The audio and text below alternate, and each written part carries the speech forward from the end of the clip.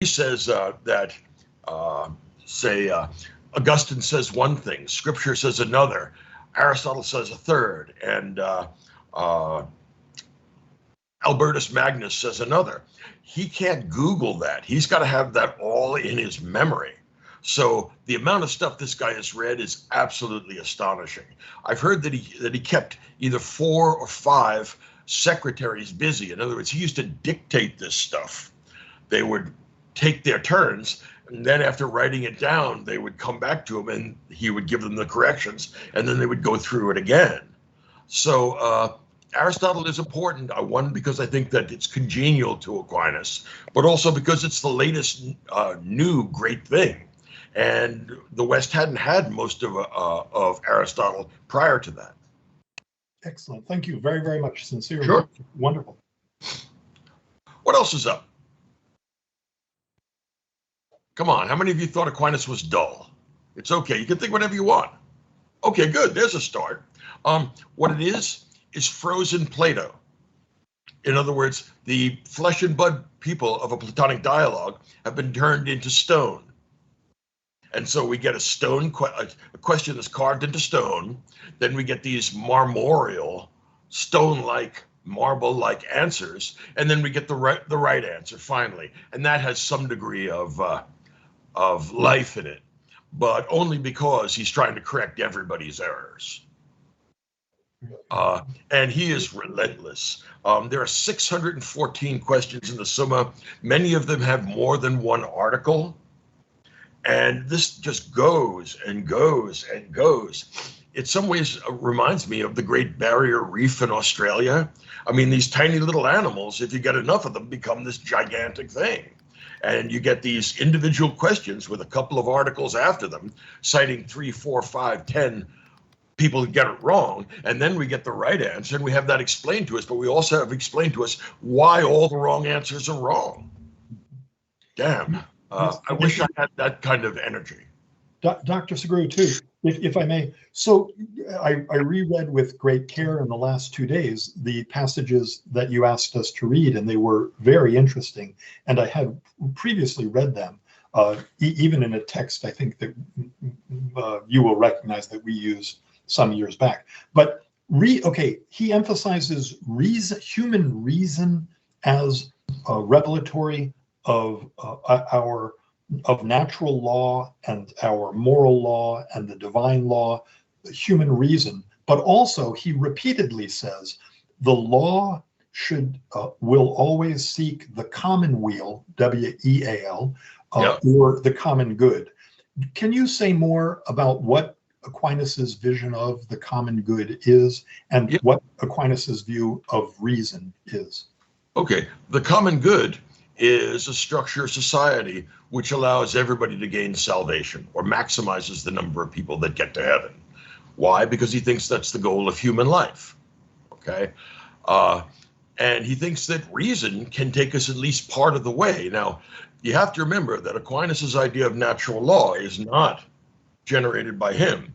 This gets lifted from the Stoics, right? The Stoics, Epictetus and Marcus Aurelius and Cato and Seneca, all those guys think that if you're reasonable, you will not be stuck within the confines of your own culture, but you'll be able to find what's genuinely good for everybody. And Aquinas thinks, yeah, they're right about that, and lifts that idea. And that actually is one of the ideas that's, I think, most important in what Aquinas gives us, because he's the conduit from which we lift this and bring it into the 20th and 21st centuries. If you think about the Nuremberg trials of the Nazis, there wasn't any positive black letter law that those guys had broken. There was nothing in German law which prevented them from massacring people. So we had two choices. We could do what Stalin wanted, which is just shoot the first 100,000 we see, regardless of where they were in the hierarchy, or we could take it individually and we could try them according to law and give them a chance to defend themselves. The Western powers, France, England, and the US, wanted this, and I see many advantages to not summarily executing enormous numbers of people. On the other hand, look, if you want to have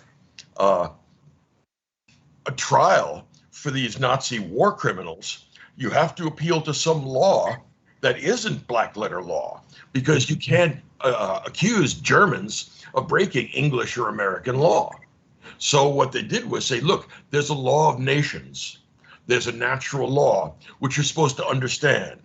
And everybody that participated in massacring millions of people, you're all guilty of violating that law. Mm-hmm. Yeah, I think that's a real valuable idea, because the alternative is either don't punish them or just punish everybody summarily. And of course, once you allow Stalin to kill 100,000, there's no real reason why you should stop at 100,000. Yes, right. Very good. And if I may too, and I'll try to stop after this one, in our wonderful group discussion, one of our group members grew up in the Buddhist tradition, and he said he was delighted to read Aquinas. It was his first exposure to, I'm paraphrasing him, but an intellectual expression of Christian faith. And he finds quite fascinating. He said that in his experience of Buddhism, it is a way of life, but it does not give us a theodicy. It does not give, well, it may give us that. It does not give us a genesis. It does not give us a creator God and an explanation of where the universe came from.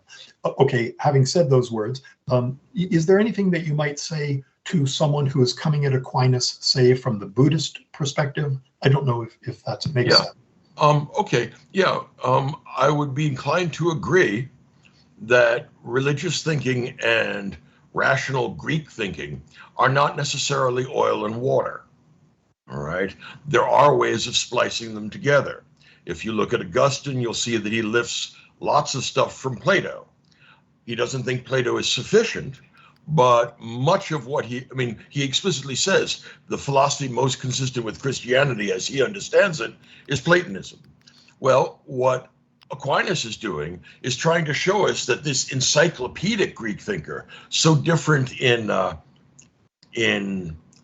thinking from Plato in particular, can also be integrated into Christianity. Now, for Aquinas, as for Augustine, the Greeks are the junior partner. They have 49% of our thinking, 51% goes to Christianity, and all ties go to Jesus. All right. Because, for example, Aristotle thinks that it may be the case that the world just didn't have a beginning. And Aquinas says, well, no, we actually have the book of Genesis, so it definitely did. But if we didn't have the book of Genesis, that would be a perfectly reasonable thing to believe. Okay? So there are things that we get from Jerusalem that Athens doesn't supply us with. Right?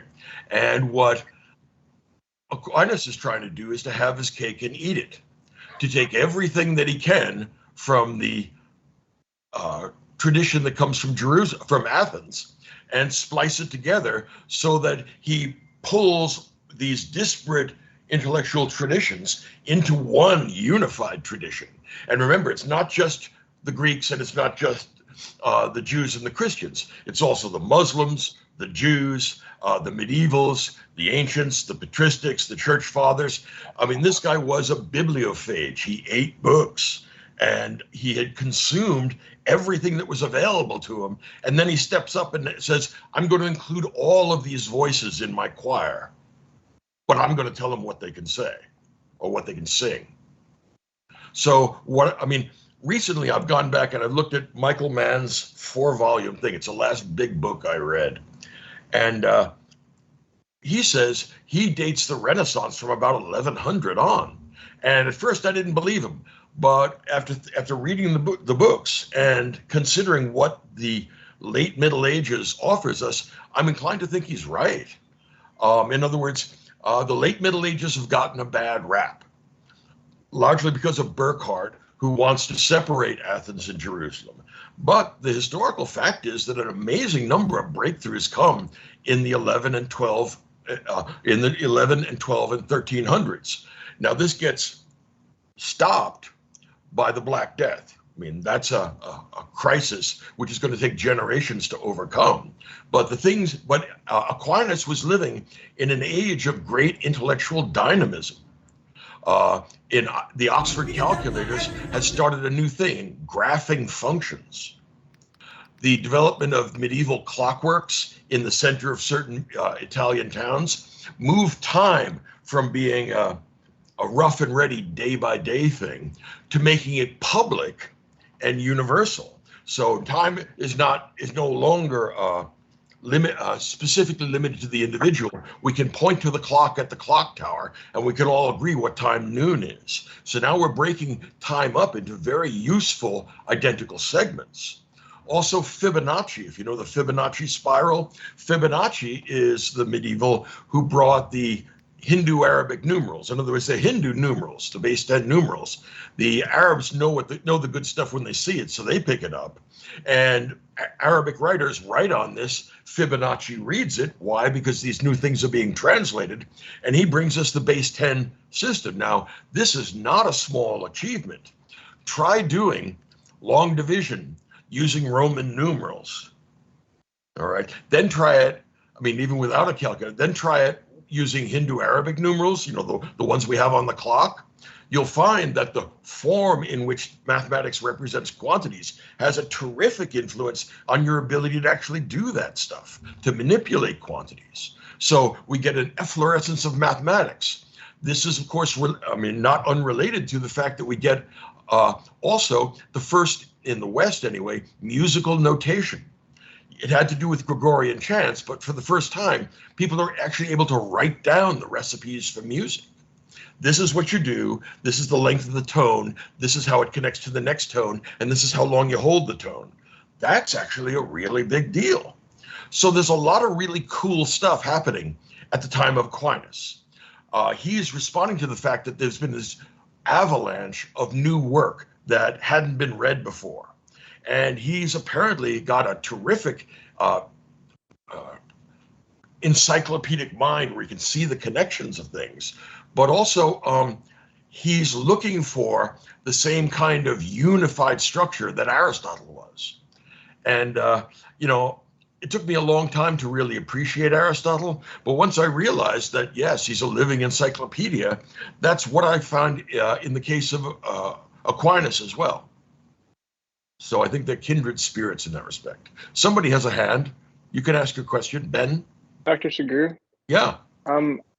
I've heard this argument that kind of Aquinas might be the genesis of this effort to unify faith and reason, but I'm less convinced of that argument only because I see, and their disclaimer could be like, I could be shaped by this as a modern looking back and being shaped by this tradition of unification of faith and reason. But also as a Christian, I read scripture and I see, Jesus as a young man going to debate with the scholars in the temple for days on end. I see Paul going to the Areopagus and making an apology and saying you should be prepared to make an apology. So I actually see I'm much less convinced by this argument that somehow the unification of faith and reason or the reasonability of religious belief is somehow some product of the Dark Ages or the Renaissance thinkers, much less than what I actually just read in Scripture itself. Okay, that's a really interesting idea, and there's a lot of ways to go with such a big thought. Couple of points. If you remember back to Acts 17, which is where Paul goes to Athens, all right, they laugh at him when he makes his apology because it's blundering and very weak. They actually say, we have a special place for guys like you, because every other weekend we get crazy people from the Middle East who come here and tell us all the crazy stuff they believe in. Over there, we have a temple to a God unknown. You go make whatever sacrifices Jesus wants and tell him not to send earthquakes or tidal waves or anything or plagues, because we want to stay on the good side of whatever gods exist. Now, this is a deeply cynical outlook. Right? Because it suggests that they believe in nothing, but they're hedging their bets, right? Or they believe in nothing that is separate from direct rational human experience, but they're hedging their bets. You go ahead. Can I? So Paul in that passage I think he quotes Euripides, and he talks about, hey, there's a statue to the unknown God. You guys don't know about him. Actually, I do. Let me tell you about him. And he's this person, and he quotes, I think it's Euripides, where he says, it's he who in whom we live and move and have our being. Okay. Right. So he kind of quotes their culture back to them in his apology, and kind of says, actually, this unknown God is someone that I know, and I can tell you about him. Well, quoting Euripides, of course, means that we're talking about the end of the Greek Enlightenment, and Euripides has largely given up on the idea that rationality is going to save us. Remember that he writes that he writes just in 405, just before Athens collapses. I forget if it's Medea. Medea, yeah, okay. Read Medea if you want to get a sense of Euripides' view of human reason, right? He thinks it's a very frail read, and if Paul is going to cite Euripides, I'm not sure that that's the strongest way in which to try and justify reason. Now, I view it as he's actually invoking kind of the Platonic form idea. Like, hey, you talk about this form of like the ideal human being. Let me tell you about this person that I think is the ideal human being, like the actual form of the best, human being. Yeah, I think you can do that. On the other hand, my guess is that the Athenians had heard all this before, and that there were a whole bunch of prophets who are regarded as the greatest of human beings, who had direct access to the divine, and the Athenians just shrugged their shoulders. And I believe what they say, that what's quoted in that portion of Acts is, who is this babbler? Is he some Epicurean or Stoic? We don't know what he is, but send him over there and tell him to be quiet. So I don't think that he's very successful in persuading the Athenians that this represents a Platonic form or a Platonic universal, and nor do I think that he succeeds in persuading the Athenians that they need something else besides rationality. I think that Athenian audience is pretty much committed to the idea that rationality by itself is sufficient. Go ahead. I mean, you look like you want to push back. Please do. Yeah, I mean, my recollection of the passage is that they end by saying, come back tomorrow. We want to hear you again on this matter. Yeah. Do you remember how many converts Paul makes in Athens? I'm not sure. It could be one. But it's not the large number or the relatively large number he made in Ephesus or in Antioch. So my point, right? Or Corinth, right? So he's not making much headway against the Athenians. And when they say come back later, that's it can be read as, oh, we're fascinated by this. It can also be read as, thank you, we don't want any. All right. So but I guess just back to the question of like, does this theory of like faith being reasonable originate, in the 13th century, or I'm not very convinced of that. Just reading scripture, it seems like there are instances where, just kind of applying your thinking to the world is kind of invoked as a way to understand God and how He's created us and the world and et cetera, et cetera. Okay, I see your point. The problem with reading scripture is that it does have passages which could be thought of and could be interpreted as connecting faith and reason in some often ambiguous way. But there are plenty of passages in which you get the opposite of that, right? When Paul says, hath not God made the wisdom of this world folly? Or back in Isaiah, where Yahweh says, my thoughts are not your thoughts, my ways are not your ways. Well, okay, if our thoughts are not his thoughts and our ways are not his ways, I'm not confident about the capacity of reason to comprehend God. So it's not that there aren't passages in scripture that will tell you that. The problem is that there are passages in scripture that will tell you anything and its opposite. It has to do with how voluminous scripture really is. Now, here, Aquinas is saying, look, we're going to give Jerusalem pride of place, so all ties go to Jesus. But it's the medievals that break away from Augustine's disjunction of Athenian philosophy and the Gospels, because he says, look, intellectually accepted Jesus, but it wasn't until I had this infusion of grace and a conversion experience that I was able to do it. I doubt that this infusion of grace and the conversion experience that Paul himself gets on the road to Damascus, that doesn't look like a rational activity to me. So my guess is it's probably in the medieval age when the project of explicitly connecting and dovetailing Athens and Jerusalem becomes central to Western culture. There are elements of it, there are glimpses of it in lots of previous writers.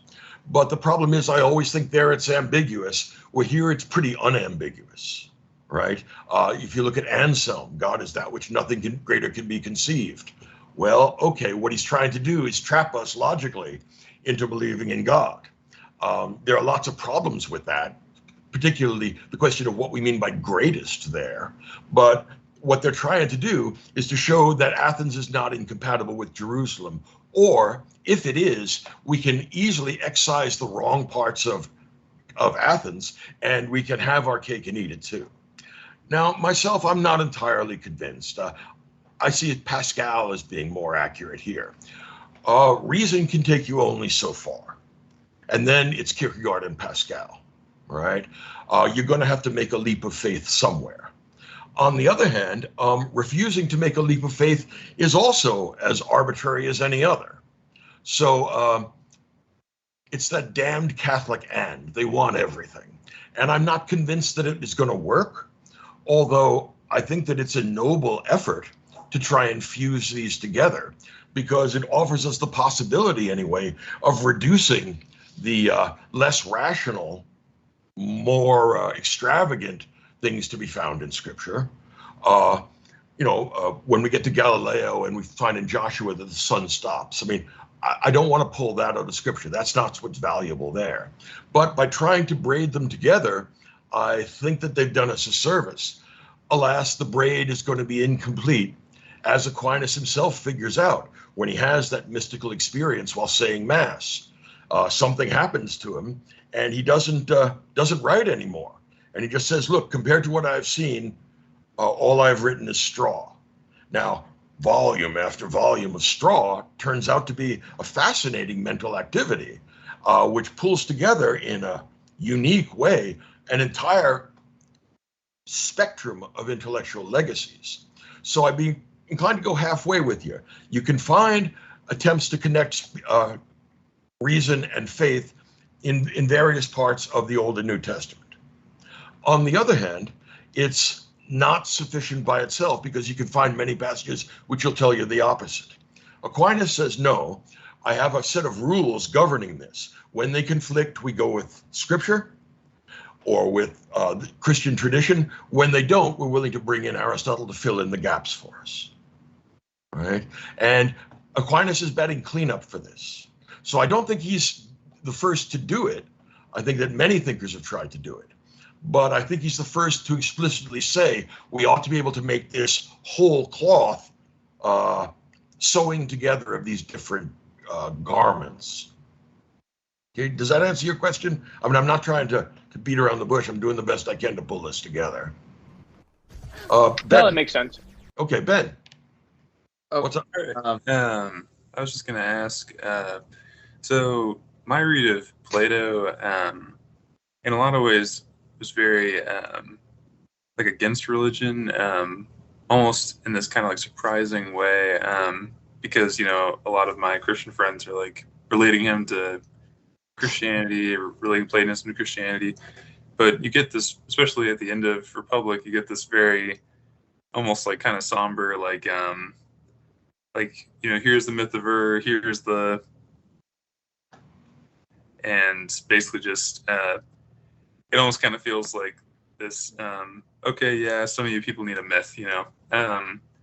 So how do you, but then at the same time, you can read a lot of that like early influence within it. So it's like, I understand that it's a little bit of both, but I guess how do you grapple with that? I think Platonism is one of the Western monotheisms. In other words, I think that what Plato wants us to do in the Republic is worship the form of the good, which is an awful lot like Yahweh without a personality.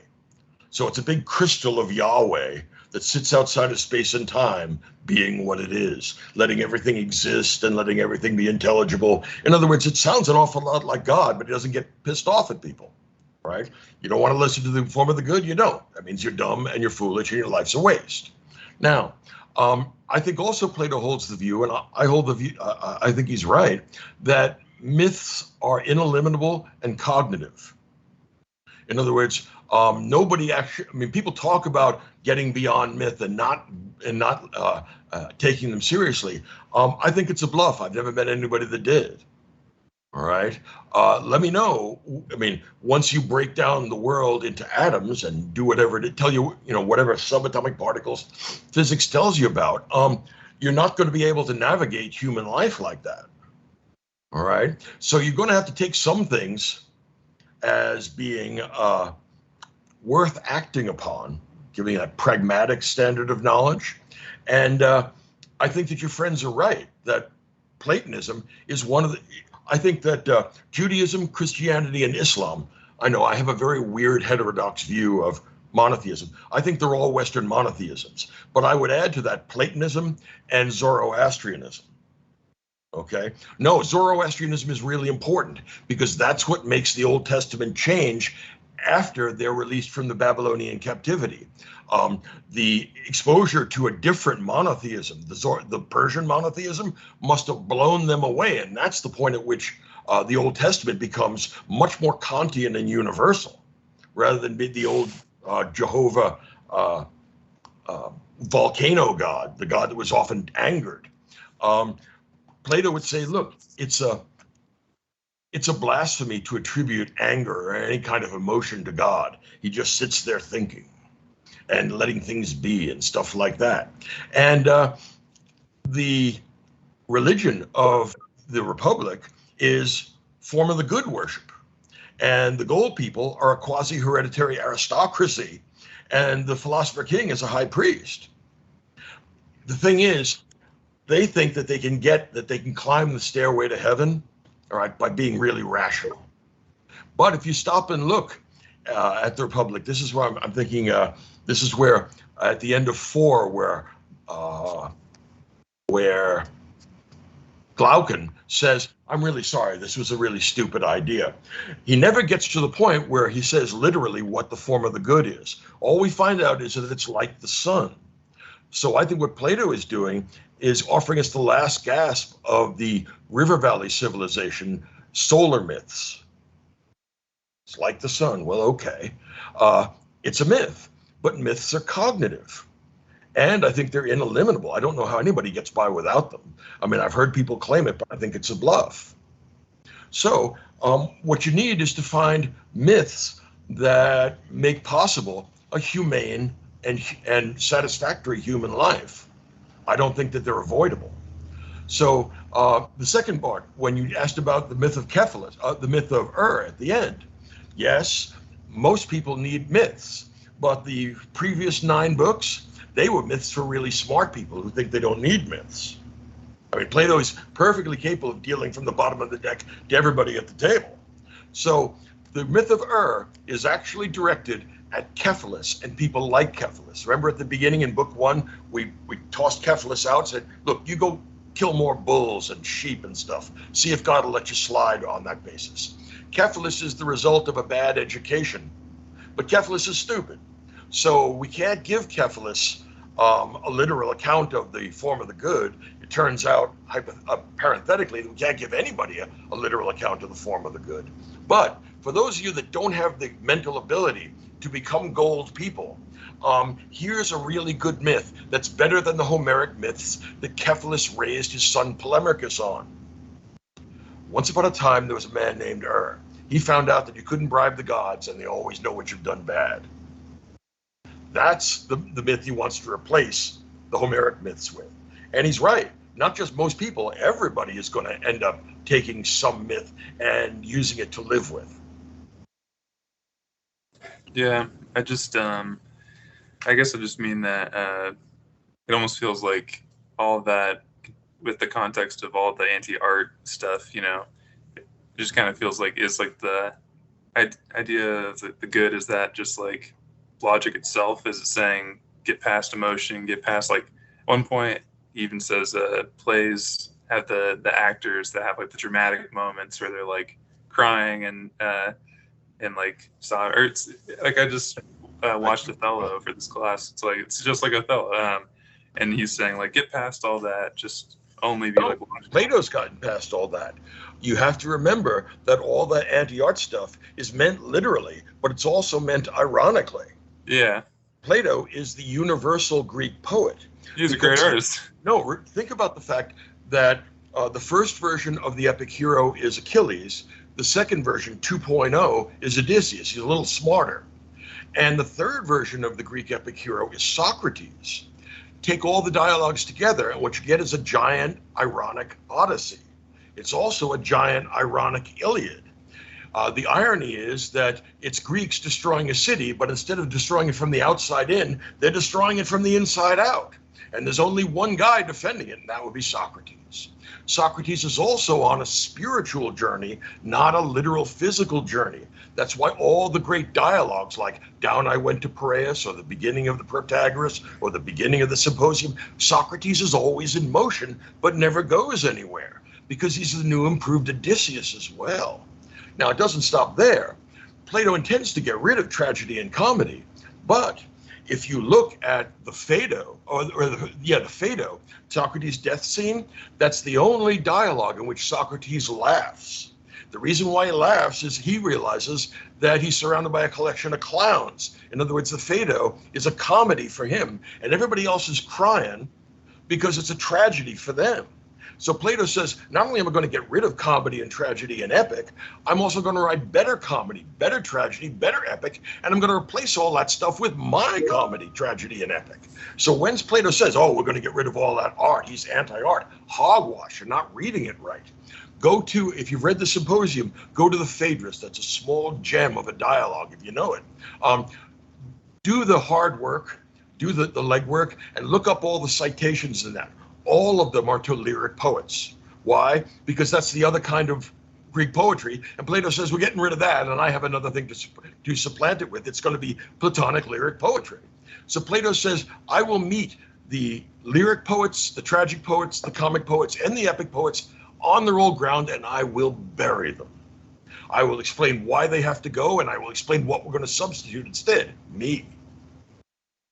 All right? I did a set of 16 lectures that you can probably get for nothing on Audible. If you sign up, they have some special deal that you don't have to pay for the first book you take. If you take it out and then, walk away, sign off on it, you can have at least the audio versions of these. And that's what's going on in the Republic. Yes, he's anti-art, but this is the high point of Greek poetry at the same time. That's the irony. Yeah, and I love that about Plato, but it's just... Yeah, I do too. I mean, look, he's too good. Yeah. He's too damn good. I mean, he's so smart that I can't even be envious of him. My brain would just never be able to do that. All right, who's got something else? It's Nathan Cheever and Moffat. No, Evan Moffat was first. Let's go with Evan Moffat. What do we got? That's an admirable collection of books behind you, Evan. Yes, they're my dad's. I was actually wondering if I could go back to the conversation we were having with Trevor. I actually would agree more with your stance, Dr. Sugrue, but I would go about it in a bit of a different way, in that, I guess, as the son of a biblical scholar, my first thought when referencing Paul's, the verse from which he says, be prepared to offer defense for your faith, as well as looking at the passage where he is in the Areopagus. Now, before I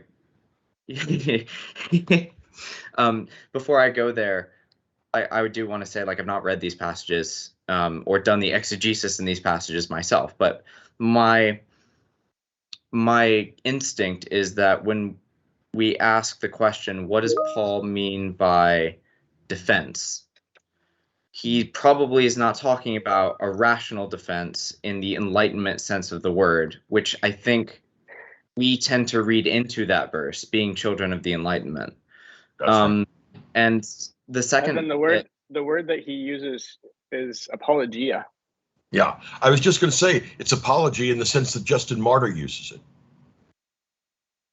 it. if you know I would that. also, yeah, I would also be like my recollection of what Paul is doing in the Areopagus is similar to what he does everywhere else, in that I don't really think he's trying to offer a foolproof rational argument for Christianity. What he's doing is speaking the language of the people, and then he departs from that. Once he's gotten their attention with using their language, he introduces them the God that he's talking about everywhere else, and that is this unknown God. Well, actually, here he is, and he's the only God. And at that point, he departs from the Greeks. And that is not sort of a rational road that he's taking necessarily. He's just using their language. That's quite true. I mean, that's obviously true. He tailors his message to the people that he's talking to. If you look at the discussions, for example, in the letters to the Corinthians, where women have to have their head covered, the reason why is that the main patron deity of Corinth is Aphrodite. There's a big temple to Aphrodite there, and they conduct sacred prostitution there. So any woman that goes out without her head covered is for sale. He says, look, if you Corinthian ladies want to join Christianity, you have to find another line of work. So that's what's involved in covering their heads. So yeah, he chooses his words and chooses his focus based upon what it is that the people already know and already believe. I think he has a particularly hard time of it in Athens because I'm not sure that reason will take us the whole way.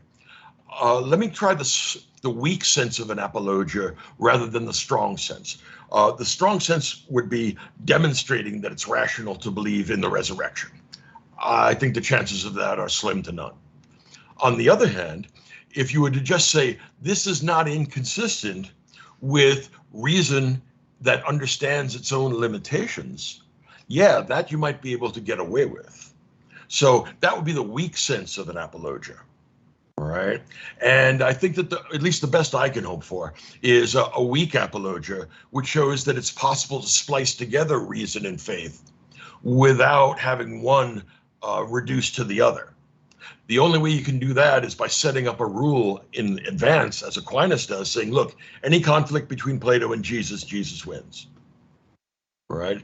So, yeah, I don't think reason will take us the whole way. I think Pascal is right. We're thinking reads. I have a question. One thing I wanted to point out was one thing that caught my attention about Aquinas is an article, question 91, article 6. Mm-hmm. And he says, when man deviates from reason, he is likened to the beasts that are led by impulse of sensuality. And that just really struck me because I was an opiate addict for 9 years. And it really reminds me of another quote that from Hunter S. Thompson. And he said, he who makes a beast of himself gets rid of the pain of being a man. Now, personally, I would suffer the pain of being a man than turn myself into a beast. But, it took me 9 years to figure that out. What are some of your thoughts on how Thomas Aquinas, what do you think of, what are some of your thoughts on that kind people who have that kind of life and turn to Jesus and turn to religion? Because my life has been made all the more better for turning to religion now after everything I suffered. Yeah, no, look, you were a man enslaved and you freed yourself. And the only way to do that is through sanity and grace, which are surprisingly rare things. I don't think, when Aquinas says that, yes, if you're not reasonable, then you're like an animal, you're pure impulse. We have a stratum of that within us, and I think you can't get rid of it. In other words, all of you guys are more than 13 or 14. How many of you asked for puberty? Nobody does. Remember what your first crush was like? You get pulled by this invisible force that you don't understand or control. Okay, we're all animals at some level. The point is that human beings have the potential to be more than that.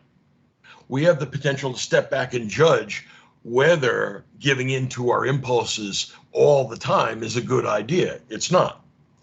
Then the question is, with what will we restrain our impulses? And reason will certainly be the proper instrument to do that. But I don't think that reason by itself is enough. I think that what you're going to need is some myth by which to organize your experience. Because like I said before, I think myths are cognitive. That's why I enjoy reading great religious texts and great religious thinkers everywhere. I'm not proud about where I get instruction from. And if you can learn from Buddha or learn from Confucius, you should damn well do it. So my point is that any of the texts that have successfully helped billions of people to live in the face of the terror of history for a period of many centuries has to be doing something right.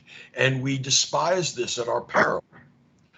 I don't like the idea of falling entirely within the realm of myth, because that's just being crazy, right? It is easy to give up on reason, and that's a mistake too. What we find is an uneasy balance, what I might call a homeostatic equilibrium between faith and reason, right? It can be difficult sometimes to walk the tightrope. You're absolutely right.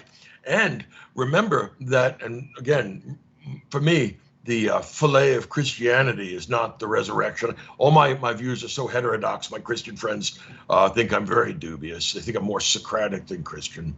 But I think that the fillet of Christianity, the center of it, is the parable of the Good Samaritan. And what I always try and tell my students is, you don't know it now, but the Good Samaritan but the face, not of the Good Samaritan, but of the man that he helps that's been beaten and robbed. The face on that man is yours. So when you say, yeah, I see the point of the Good Samaritan, you will help other people, and that's an admirable thing to do. But this does not exclude you. As Kant would say, you have moral obligations to other people, but you also have moral obligations to yourself. You managed to recognize that you are both the Good Samaritan and the man beaten in the road. And that's a great achievement, and you have all my respect and admiration. Thank you. Thank you. No, God bless you.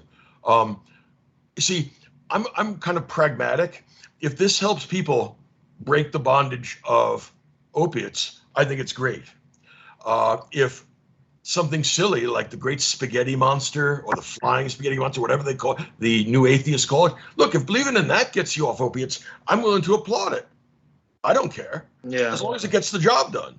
Now, I don't see a lot of flying spaghetti monster conversion experiences, and none of them seem to actually work. I think that's why it's not a real religion, but that's just me. On the other hand, if you could use Judaism or Buddhism or Zoroastrianism to pull yourself out of that tar pit, I'm willing to say that, remember, religions aren't true and false, sentences are. I don't care what you phrase your decision in.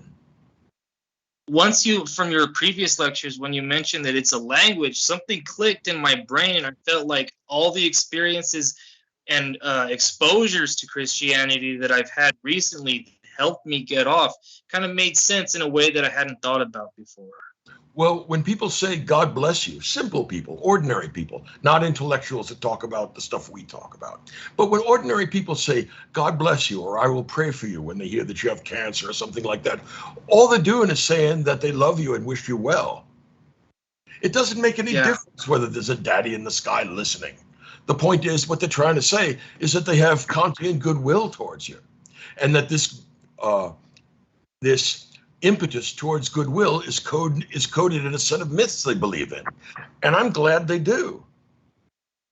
Right? And I don't care what set of myths it is, as long as it gets them to say stuff like, "I feel bad for you. I would help you if I could." Yeah. All right. So I see all my Christian friends wrinkling their brows, and what kind of Jesus is this? Well, look, I'm not a good Christian. I'm not a good Platonist. I'm not a good anything. Right. I've done what I could to pull together all of the knowledge and insight I've encountered to create a world in which things get called by their right names. That's the best I can do for you.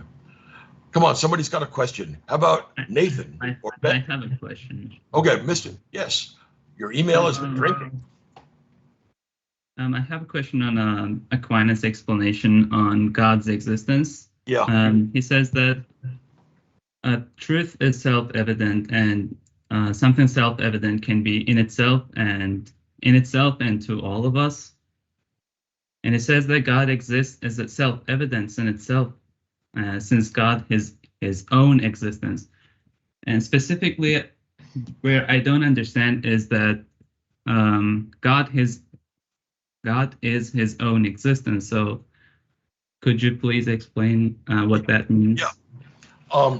This is just one of the artifacts of deductive logic, which is the most important kind of logic for Aquinas and the scholastics. Aquinas thinks that part of the definition of God is being. All right. In the same way, for example, part of the definition of a circle is that its circumference goes around the center, and each point on the circumference is equidistant. All right. Now, Aquinas thinks that saying God doesn't exist is like saying the circle is square. In other words, what we mean by God is the most existing thing, the source from which all the existence of everything else comes.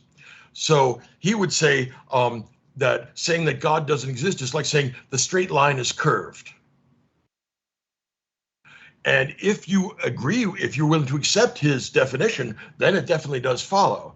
Now, my view is that it's not possible to demonstrate God's existence, right? Unless, like Aquinas, you presuppose what you're trying to prove, which doesn't prove anything. On the other hand, we get the same difficulty when we when we think about geometry, or when we think about mathematics. Suppose I were to say, let x equal 7. Suppose a clever student were to say, well, but what if x isn't 7? Well, I can't do math with you then. All right. If you can't get into Aquinas' system unless you know what Aquinas means by terms, right? So Aquinas thinks you can derive God's existence from the fact that things move. Now, unfortunately, and this is again what I think is the weakest part of Aquinas, the reason why I think that today's neo-Thomists have no chance of making this work. And there are people that are trying to revive Thomism. I think it's a dead end. I think it's a noble effort, but it's not going to work. Here's why. Aquinas inevitably leans on and depends upon Aristotle's physics. All right? And Aristotle's physics held sway until the rise of the Renaissance and the Enlightenment, when we got a new conception of what physics was and how physics works. And we got another scientific revolution around the end of the 19th, beginning of the 20th century with quantum mechanics and relativity. So that's yet another scientific revolution. Now, the categories employed by Aquinas in his physics, because remember, his physics is connected to his metaphysics. Everything is connected to everything for Aristotle. Well, Aristotle is assuming that the world is causally connected, right? And he also assumes that the natural state of things is to be at rest. Well, it turns out that that's actually just not true. As far as we know, electrons never rest, not from the beginning of time. They have never decided to chill. In fact, they keep whizzing around in their orbits very, very fast. And so their natural state is not being at rest. So he says, how else can we explain why things are in motion? And the point is, you don't need to explain why things are in motion unless you believe things are naturally at rest, and they're not. Also, think about something like quantum entanglement and the weird stuff that happens in the quantum world. You can kiss cause and effect goodbye. Why should stuff at other parts of the universe actually be changed? You know, what Einstein called spooky action at a distance? How are you going to shoehorn that into Aristotelian causality? It's just not going to work. So we're going to need a new collection of categories. And that new collection of categories will be applicable to our new understanding of physics. God only knows what it's going to look like, but it's not going to be as simple as one domino knocking down another. So I think that Aristotle's physics is dependent upon his metaphysics. I think that Aquinas is dependent upon both, and I think that you can kiss that goodbye. It's dead, completely gone.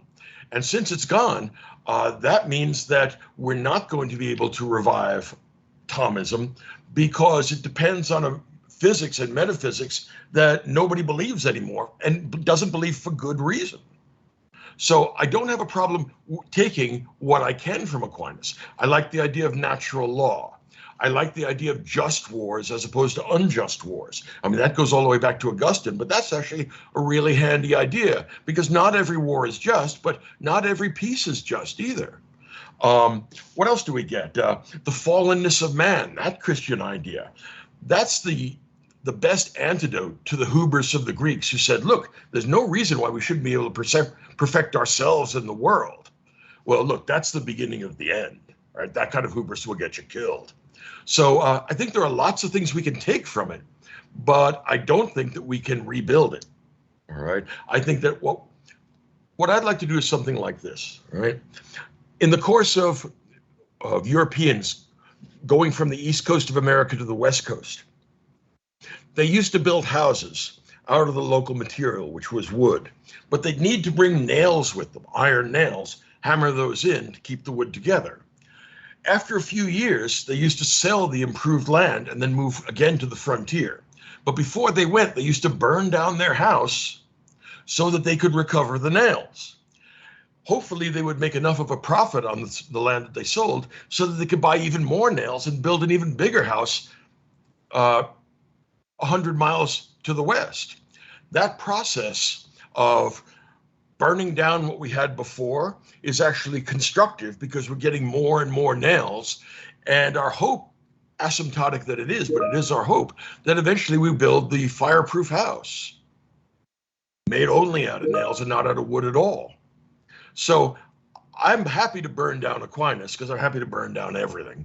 Everything that can be ignited should be. On the other hand, not everything disappears when you burn down the house.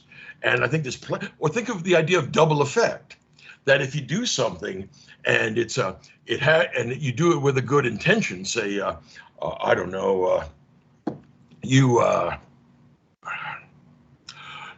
drive someone to the hospital exceeding the speed limit, all right? You do not have a right to exceed the speed limit, and that's not a good thing.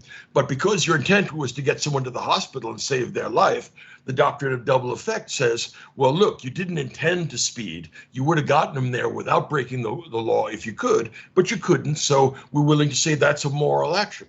Actually, I think that's a really wise idea. There's lots to be said for that because human motives are often plural.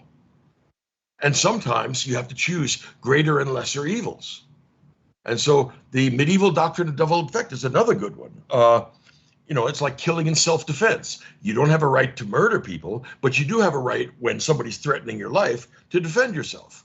That's the doctrine of double effect. I think there's a lot to be said for that. So what I want to do is read texts that tell me something, that move me, and that have something to say to, I think, more than just me. And then I burn them down. If you've looked at my lectures online, the last 5 or 10 minutes, I usually burn them down, unless I really dislike something, in which case I just start burning from the word go. Right? Look, I'm not making any apologies for it. I think that there are dangerous, fraudulent thinkers, and there I just take out the bat and go to work on them. And I'm not going to apologize for it. If you want to keep them around, keep them around. But me, I think that the world needs to be purged of this. So Aquinas is a failure because we can't use his system now, but we can use parts of it to very good effect. And so that's what I want to take. That's how I deal with scripture. I don't like Joshua where Yahweh says, you go out to Canaan and kill everybody you see. That does nothing for me. And I think it's an evil thing. I can understand it given the circumstances that we have there. It's a primitive monotheism. But much later on, when we get to Isaiah, we're going to get a much more universal view of ethics where that wouldn't be acceptable anymore. And so scripture and revelation progresses, and I take what I can from it. And when I can't take something, I just fess up and say, no, this is dead. We can't take it. Burn it. I wanted to make a point about the existence of God. Yeah. And another thinker, mathematician, was influenced by this, and is Kurt Gödel. He has also a proof of the existence of God. And yeah. I would say like there were a lot of similarities between those two, and I would say that this particular existence of God, it was quite remarkable because they had so many similarities. If we think like they were 1,000 years apart with completely different physics. Yes, that's a brilliant and beautiful point. Kurt Gödel, who I think is probably the greatest mathematician of the 20th century, one of the greatest of all times, because he's the one that offers us the incompleteness theorem, which shows that the bucket of mathematics has a hole in it. He believed that he had been successfully proven God's existence in a mathematical way. Now, 2 points I'd make off the top. One, this is a little bit like Descartes, because Descartes also thinks that he's proven God's existence in the Discourse on Method. I just recorded the lecture on that. My point would be, whatever these mathematicians like Descartes or Gödel can prove the existence of, it probably doesn't integrate well with the mythic tradition of what God is. In other words, whatever QED Gödel has at the end of his proof, that probably didn't show up before Moses as a burning bush. It rather seems like some kind of mathematical function. So for him, he has only positive properties. Like God has only positive properties. Okay, that goes back to Spinoza, doesn't it? Right? God does not participate in negation at all, right? Only in affirmation. Yeah, I can see that that's possible. It's just that God is probably not the God that 99.9% of those who believe in God believe in. In another way, though, I might take Gödel's proof as Plato's revenge. Ha ha ha! You thought that it was not going to be possible to reconcile logic and God. Well, I did it. Actually, he's not the first mathematician to do it, but he's the most recent one to do it. And my guess is that's only going to be a partial. That's only going to be a partial success. You can prove that something labeled God exists, but that God is not going to be transferable to the empirically existing understandings of God. Right? I can't believe that the Muslim Allah can be derived from a set of axioms. Now, maybe that means that we all have to become Gödelian mathematicians, but my sense is that until we get a satisfactory collection of myths written around this, which tell you essentially that you're supposed to help out the guy that's been beaten up and hurt, that it won't really be a possible choice for the religion of the next century. But your point is very well taken. Look, the hubris of mathematicians is so big that you just have to stand back and admire. I mean, I like mathematicians because I like the fact that these guys really push reason as far as it can go. And Gödel in particular pushes it as far as it can go. And if they find some solace in their proof, I'm for it. And if it gets them to behave well, I'm for it. Regrettably, Gödel was crazy and died because he wouldn't eat.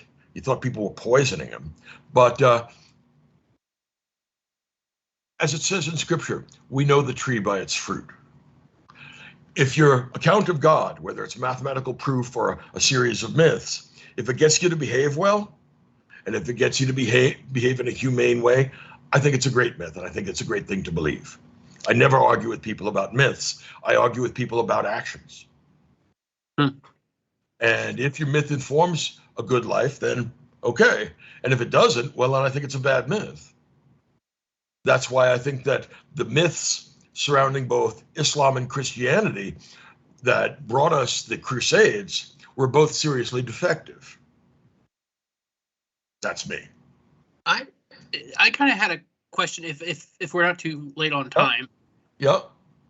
So because you had mentioned the parable of the Good Samaritan, I think in the previous lecture, and I've been turning this around in my head a lot, and thus far the only vision of God that I've ever been able to accept is Spinoza's. And when I think of and what you were just saying now about connecting of the rational perspective of God and then correcting it to the narrative that you had, like why is Thomas Aquinas a Christian? Yeah, if you talk about prime mover, what does that have anything to do with what's written in Scripture? And the way I started thinking about it is like if I were around and Jesus is telling me the story of the Good Samaritan, what difference does it make if Jesus is divine? If the source of that story is divine, isn't the purpose the word itself? And if I say that the Good Samaritan can only be true if Jesus is divine, aren't I testing Jesus? Which isn't what the people who crucified him were doing. They were saying, if you're truly God, come down off the cross. That's a sweet argument. I would take it in a couple of different ways. First, I don't care whether Jesus is divine as long as you take seriously the parable. So, and I would say that the fact that I believe the parable is of universal applicability and of universal value, that's one way of thinking about divinity. Nothing comes from nothing, and the divine doesn't come from the profane. In that sense, I think Buddha or Confucius were divine. Now, it took them a while to be elevated to that, and of course, Buddhism has a special set of ways of thinking about the Buddha, but Confucius started out as a sage and then got divinized a couple of centuries later. I don't think anything hangs on it. I don't care if he's divine or not. What I care is the things that he tells us about the conduct of the gentleman, of the well-educated man. And there I see moral truth, and wherever I see moral truth, I see divinity. If Gödel gives it to us, I'm fine with that. I mean, I'm not interested in who tells us these things, but rather in what we get told. So whether Jesus, and again, this is where Christians get all pissed off at me. Whether Jesus resurrected or not, I don't care. I think it's a great story, but I wasn't there, so I don't know what happened. I don't think it's very likely, but all I can do is have that level of Humean skepticism. I don't know, I wasn't there. Is it probable? No. Could it have happened? I don't know, I wasn't there. So I just bracket all that stuff and say, what's the value of this in practice? In other words, does it make you honest? Does it make you compassionate? Does it make you generous? Does it make you wise? I think that anything that serves that purpose has some spark of divinity in it. So when you say that you agree with Spinoza, now you got to remember, Spinoza is a beautiful soul. So yeah, I think that there's some sort of divinity there too. I can't help but admire Spinoza as a man and as a thinker. In other words, if you like systemic thinkers, Aquinas is good, but Spinoza is even better because that's a hermetically sealed system. Once you're in, you can't get out unless you burn it down like others did. Now, here's my problem with Spinoza's God. The creator and Spinoza's God is nature, and that means that the creator and the created are the same thing. So that means the universe creates itself. Maybe it does, but I have no idea what that means. Autopoiesis. Well, yeah, okay. But how does something come out of nothing? How does the universe create itself? Beats me. I have the greatest admiration for Spinoza. I think he was a saintly man. I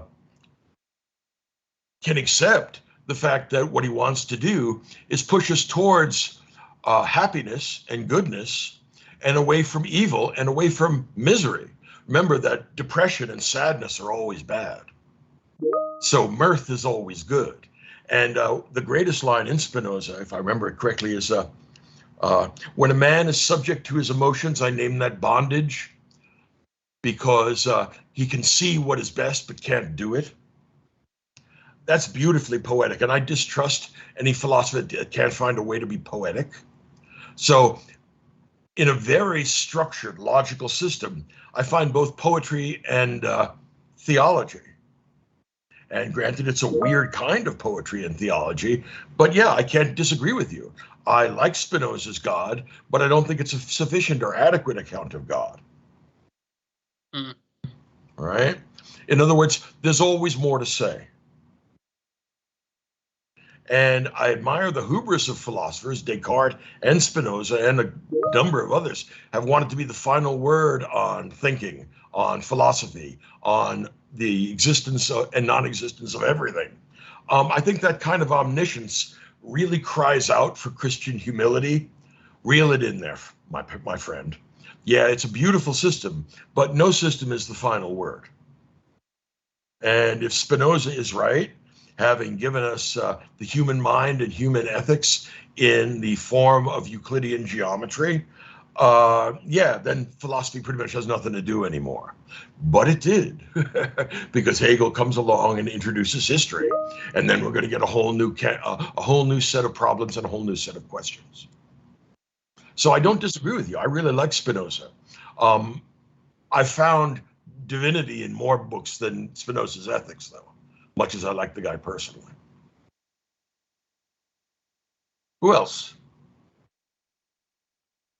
Oh, go ahead. One last question. Go ahead. Sorry, Professor. go ahead. Already asked one.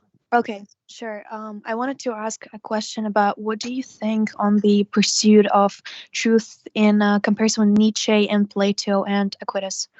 Okay. This is precisely the question on the individualistic level and Okay. like general. All right. I don't think there's any such thing as individual truth. The vogue nowadays of talking about my truth, that's incoherent, right? There's no such thing as my truth. There's one reality. We may experience it differently, but you don't get your own arithmetic, right? So you can tell me that your truth is that 2 and 2 is 5, and that's called being wrong. If you tell me that 2 and 2 is 4, that truth does not belong to you exclusively. It belongs to everybody that can do arithmetic. Now, Nietzsche actually, I mean, and look, I have the greatest admiration for Nietzsche. When I was in college, I knew I was going to be a professor, and I spent each summer reading the entirety of one thinker that put the hook into me, because then at least you have something to organize the rest of your thinking on, and you can fill in the interstices.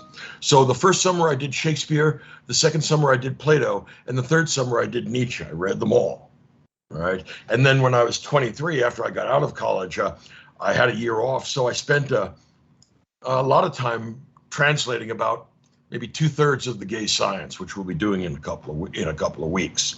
So with regard to truth, Nietzsche says there is no such thing. And the reason why is because God is dead, right?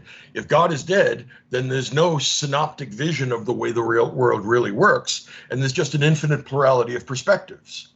If all you have is an infinite plurality of perspectives, well, then from your perspective, 2 + 2 might be 5 or 3 or 17 or an aardvark, right? Abolishing God means abolishing objectivity, abolishing science, and also abolishing knowledge in the sense of justified true belief. All we can have is unjustified, untrue belief. Now, Nietzsche can get away with this because he's primarily a poet. I think he's the greatest prose poet in the German language. And I think he's a great writer, but I also think he's a great seducer.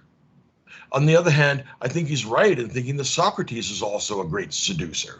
Who's more seductive than Socrates? But ironically, who's more chaste? That's the funny thing about him. So I think that Nietzsche gives us an attempt to create philosophy without truth. And of course, that's going to end up failing to make sense because the possibility of communication hinges on the possibility of saying true things. Call me crazy. Now, with Aquinas wants to have his cake and eat it too. He wants rational truth, every scrap of it that he can get from every source possible. The Greeks, the Romans, the Jews, the Muslims, the medievals, the ancients, everybody. But he's also going to make room for knowledge and for truth that is independent of Greek rationality. That's why Jesus is the Logos. He is speech, truth, and reason, but he is more than that because he's not a proposition, he's a man, right? So what he's saying is truth is intrinsically mixed up with life rather than sentences. When we go back to Aristotle, Aristotle was a great truth seeker, and he's the best possible student. And what makes him a great student is that he was able to learn under Plato, who must have been a very demanding teacher, because whatever you say, he's going to ask you why and how, and you're going to get wrapped up in a Socratic dialogue with Plato. And his mind is really big. What makes Aristotle great is not just that he deviates from his teacher, because any idiot can do that. He deviates from his teacher and then explains why his teacher is wrong and offers us a better alternative, as in the case, for example, in the Nicomachean Ethics, where Aristotle says there's two kinds of knowledge, not one. We have theoretical knowledge, which is Plato's kind, but we also have practical knowledge, which is stuff like carpentry. And he gets tired of listening to Plato saying, look, carpentry is just opinion, it's not real knowledge. Well, if it is, you go have your house built by somebody that doesn't know carpentry, and I'll have mine built by a real carpenter, and you live in that, and I'll live in this. That goes back to Raphael's School of Athens, right? Plato looks like this old gray-bearded man pointing upward. Get away from all this material stuff. And Aristotle is a man much younger, in middle age, saying, well, what about all this? That's a good retort. What about all this? So that's what makes Aristotle the greatest student I'm aware of, as well as an extraordinarily ambitious encyclopedic mind. And he is willing to tinker with the idea of truth. The reason why Plato only really likes math, or that's his favorite thing, is because it gives you absolute certainty. There's no argument to have about arithmetic. Aristotle is willing to tinker with the idea of absolute certainty and says, maybe we don't need absolute certainty. Maybe what we need for practical knowledge is practical certainty. So we don't actually have logical perfection in the practical activities, but there are real kinds of knowledge. It's just a rough and ready knowledge based upon rules of thumb rather than the mathematical derivation from definitions. I think there's a lot to be said for that. I hope that answers your question about Aristotle, Aquinas, and Nietzsche. But I'm getting a little tired now, so I'm going to, I have to admit, I love teaching and I really miss it, but it wrecks me because after I do this, I'm good for nothing. Actually, before I do this, I'm good for nothing, but at least I get a jolt out of doing this. So thank you all. I wish you well. And what are we doing next week? It'll be Machiavelli. It's Machiavelli. Okay. Now, Machiavelli. Thank you. All right, and read the Machiavelli was a comedian. Remember, I've said a couple of times, comedy can be cognitive. Who would have thought that Machiavelli could write comedy? Funny Machiavelli is a really trippy thing to read. So it's a short play that he writes. You should have a look at that and compare that with The Prince. And there's all kinds of interesting questions that'll emerge. I will talk to you all then. God bless. Thank you. Thank you so much. Thank you. Thank you. Thank you. Thank you.